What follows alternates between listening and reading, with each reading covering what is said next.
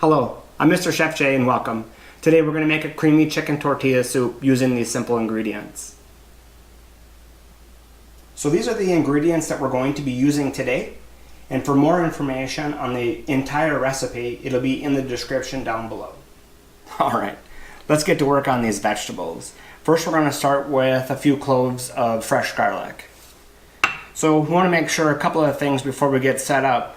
We want to make sure that on our cutting board that we have a wet towel underneath it, and this will keep the cutting board stable and safe so it doesn't slide anywhere.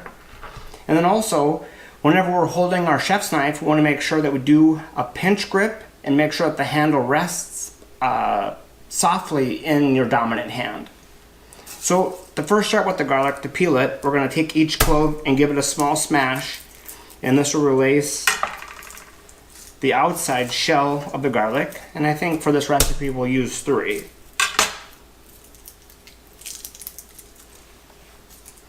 See how easy they're easy to peel. So there's a couple of different ways that you can do up this garlic, and the way that I'm going to do it with my pinch grip is I'm just going to chop it through just like this. And notice how I have my hand. I have my hand sitting like this. So whenever the knife goes over it, I'm not going to have any parts of my finger in the knives because we don't want to cut anything off today. It'll be a little embarrassing. But we're going to just do a rough chop on the garlic. And you see I'm taking it and I'm putting it back in so I can get more strokes over the garlic itself. And this doesn't have to be perfect because I like my soups to be a little rustic, and so I like to have chunks and pieces of vegetables in there as well. Alright, so I finished up the garlic and I didn't have anything to put it on, so I got a little plate here. We'll set our garlic on there, and just for giggles I'm going to rinse it off and move to the next vegetable, which will be the start of our mirepoix. And mirepoix is, in my opinion, equal portions of onion, carrots, and celery. And for this soup, it's not traditional to have a mirepoix in it, but again, I like the flavor that it brings. I also like the rustic feel of the vegetables themselves, and plus the extra flavor that comes from the vegetables in the soup as well. So we just want to make sure, oh, this guy's being a stubborn guy. So we're just going to take each of the celery stalks. We're going to make sure that our hand is cupped again, and we're just going to cut through the rib of the celery itself, making it into manageable pieces so we can just make a quick dice. Again, most of this stuff will just cook down and become soft whenever the soup is done anyways, but this is a good start. So see how I have my hands back in a safe position again. I have plenty of space on the cutting board for my vegetable, and I just follow through. So I'll take all that, making a mess, put it on the plate over here. So I'm using baby carrots, and a lot of people use whole carrots, but this is so easy. They're all ready to go. I don't mind that they're little round pieces. Just make sure whenever you're doing this that you make sure that you only handle what you can handle. Now, because I'm using a 10-inch knife, it's very easy to use this many carrots and chop up. So I'm just going to be cautious again as I cut them, and we're just going to do a rough chop on these.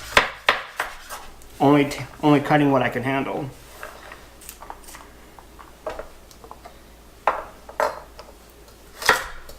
Few more carrots. These roasted vegetables will add a real nice touch to the soup itself. And the amounts that you want are just based on your own liking. So you do what you feel is right. So there's my carrots. And then the onion. Now these are kind of tricky because there's several ways to cut an onion, but the only way that I find that I like cutting onions, because I like to use the whole entire thing, is this little hairy end is the root end, and this is the stem end. So whenever they're growing in the ground, this is how they grow. So a lot of people say to not remove the stem end, but I'm going to remove it because I'm going to cut onion like this. I'm going to remove the outer shell. A little plate over here. And I really like a very pronounced onion flavor. So I'm going to use the entire onion, especially for this soup. So when we cut it, again, my hand is in a safety position, and I'm going to cut all the way through just to the back of the onion, but not all the way through the onion so it doesn't fall apart. So I'm going to make cuts like this. I'm going to turn it, and I'll make the rest of the cuts making a dice. It's pretty easy. When I get to the very end here, so I don't cut off the ends of my fingers, we're going to flip it down and then just do a rough chop. Turn this, and that's it. So we'll move this over to the plate, making a mess. That's okay. And we'll do the exact same thing with the other half. This is a very strong onion because my eyes are starting to tear up. But we'll get through it. So, flip it down again, making sure I don't cut off the tips of my fingers. Flip the onion, and we're good to go.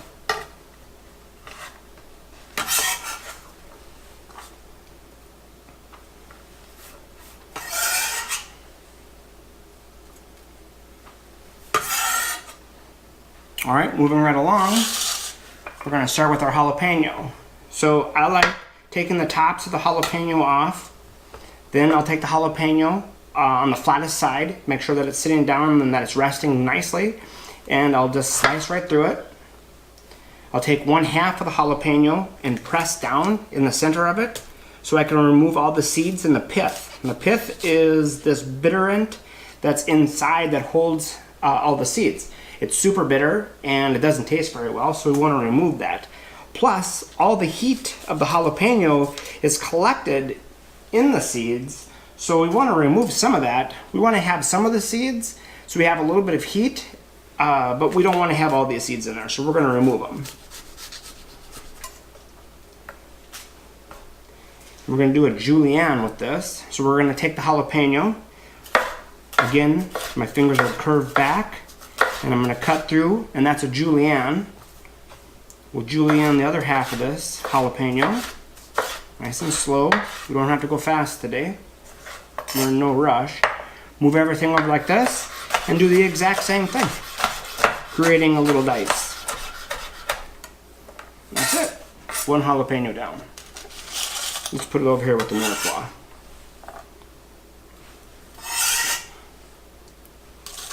Alright, now we're going to do some green onions. Now I really like onion, like I mentioned before, and these green onions, we're going to use half of them in the soup, and then we're going to use the other half as a garnish. So we want to remove the hairy ends of the onions. I've already washed and cleaned everything prior to this video, and I removed the outer layers of the onion, except for this guy. We want to remove that because they're just kind of wilty and they just don't have a good mouthfeel. So we're going to take these, cut them in half, bring them all together, and we're not looking for perfection here. We're just going to cut them down.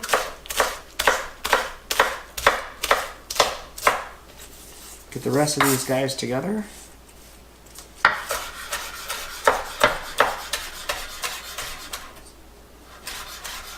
Chop them up. I'll put these all together.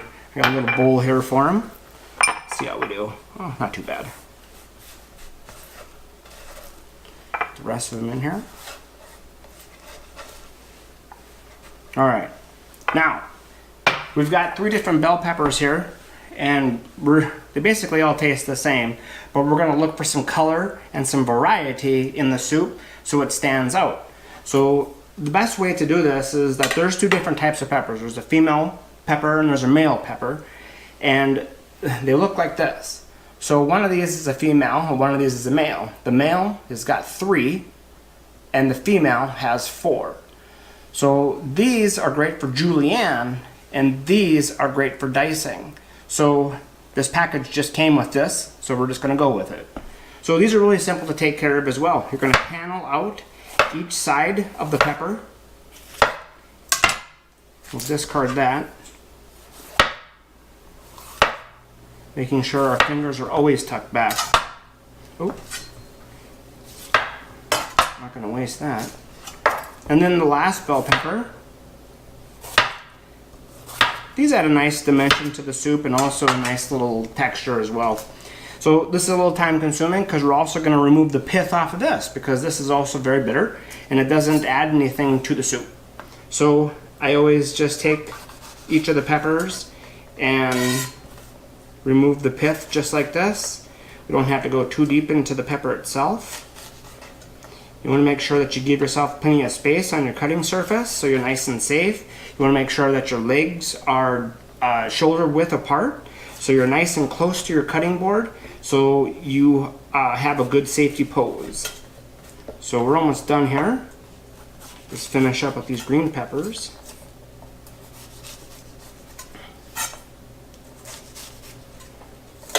I find a lot of enjoyment in doing this. I've cut a lot of peppers before. So, there. Now we're going to do the exact same thing we did with the jalapeno. We're going to take and julienne and dice each one of these. So, since we already know how to do that, I'm going to stop the video and we'll move on to the next step. Alright, it took me like 20 seconds to dice those up. One of the things I forgot to mention, and this is really important, is that even if you have a brand new knife that's laser sharp, you always want to make sure that whenever you're cutting any type of pepper that the skin side is down and the flesh side is up. For some reason, it's so tough that the knife could roll and can pose a danger to cutting your finger. So we want to make sure that whenever we're cutting any type of pepper that it's skin side down, flesh side up. Pinch grip on the knife, my fingers are curved back. We'll just finish out this green pepper real quick. Julienne. And dice it up. And since all these vegetables are going together, we're just going to throw them together.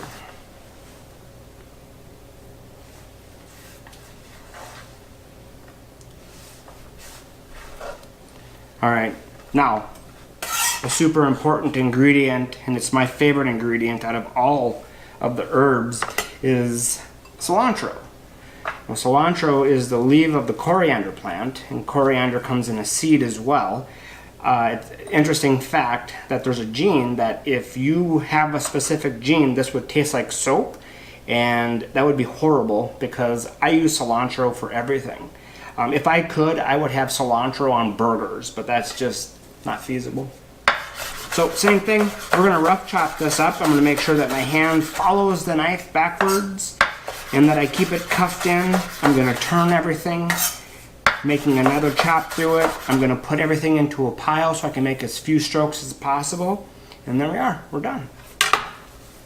Alright, let's put the soup together. Alright, so we have our stock pot that's up on medium-high heat. I'm going to add some peanut oil. And we're going to start sauteing some of these vegetables. We'll start off with the garlic. We want to make sure that we just caramelize the garlic and not brown it. So, turn that down a little bit. I'm going to start adding my mirepoix and peppers.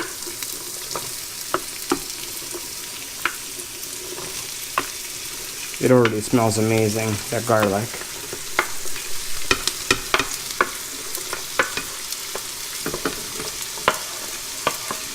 And we're just going to cook these until they're translucent.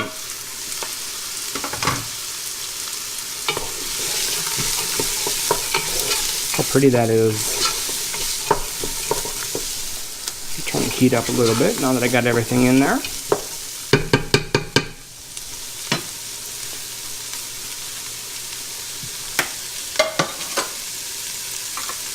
We're going to add half of our green onion.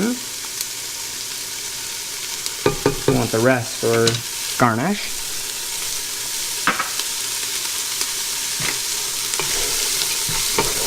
And we just want to lightly saute these vegetables. Alright, now we've got our vegetables nice and sauteed. I'm going to deglaze with some chicken broth.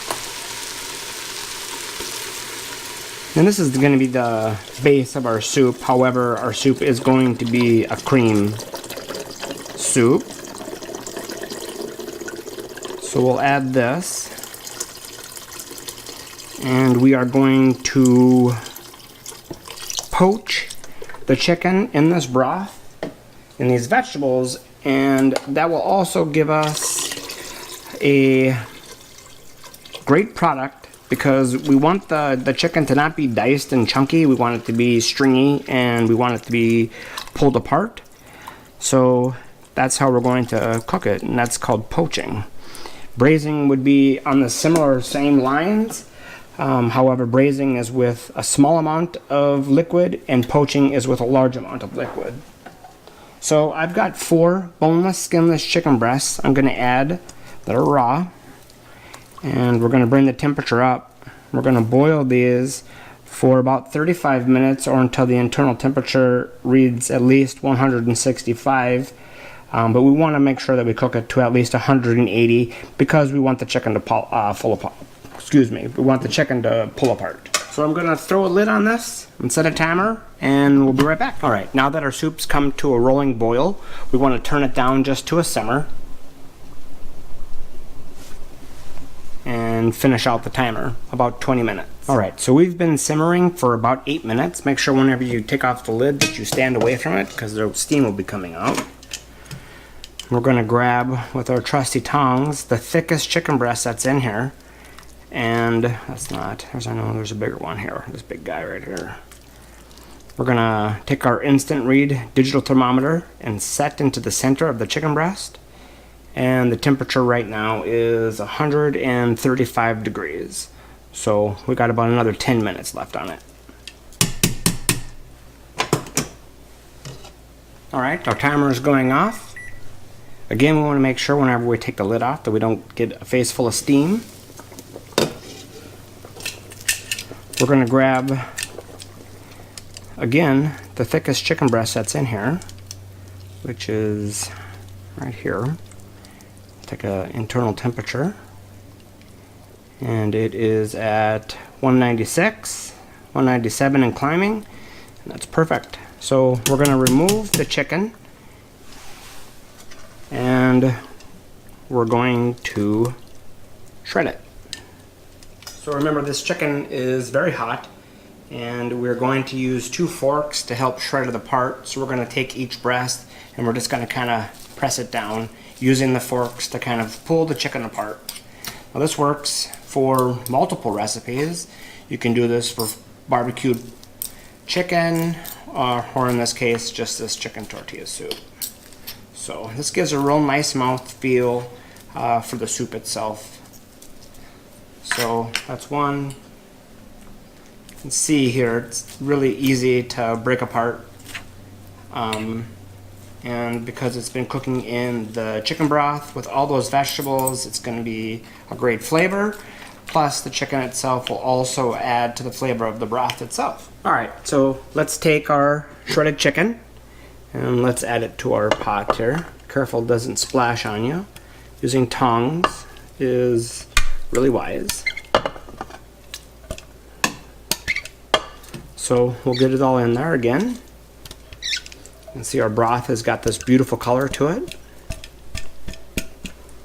And then we're going to add the rest of our essential ingredients, which is our Velveeta cheese, which I cubed up. It helps it melt it faster and more evenly. And this is really what our thickening agent is going to be for the soup as well.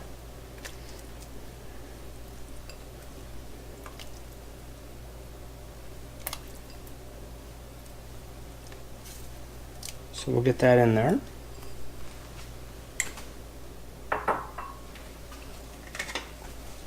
Give it a stir. You might want to turn the heat up a little bit again. We want to bring it to a simmer to help melt that cheese. And then we're going to add our heavy cream. And we're going to reduce the temperature down to low and let it simmer. Now that I have the cheese in the broth, I reduced the heat, and now I'm going to add 1 cup of cream and my spices, which is a tablespoon of mild chili powder and a tablespoon of ground cumin.